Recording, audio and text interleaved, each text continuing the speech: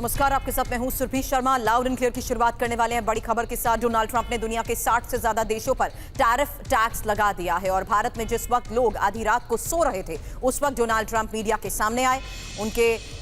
आपको बता दें, एक बड़ा कार्ड उनके पास था और जिस पर अलग अलग देशों पर थोपे जाने वाले रेसिप्रोकल टैरिफ का रेट लिखा गया था। ट्रंप खुशी खुशी टैरिफ का ऐलान कर रहे थे, लेकिन पूरी दुनिया के बाजार उनकी इस हंसी से खौफ के साए में थे। अमेरिका ने भारत पर 26% टैरिफ लगाने की घोषणा की है। इसका मतलब यह है कि भारत से अमेरिका को निर्यात होने वाले सामानों पर अब 26% अतिरिक्त टैक्स लगेगा।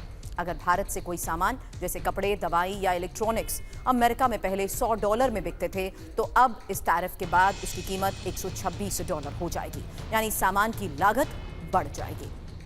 ट्रंप के टैरिफ टैक्स से दुनिया भर के स्टॉक मार्केट में गिरावट। एक बड़ी खबर आपको बता रहे हैं, टैरिफ ऐलान के बाद यूएस बाजार में गिरावट को लेकर यह खबर है, जहां डाउ जोन्स और नैस्डैक में भी गिरावट देखी गई है।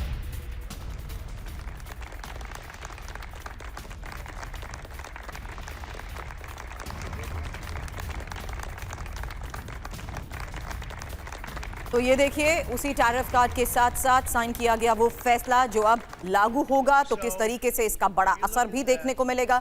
फिलहाल आपको बता दें, इस फैसले के सामने आते ही टैरिफ ऐलान के बाद ही यूएस बाजार में भी गिरावट देखी गई है और दुनिया भर की स्टॉक मार्केट में गिरावट को लेकर खबर है।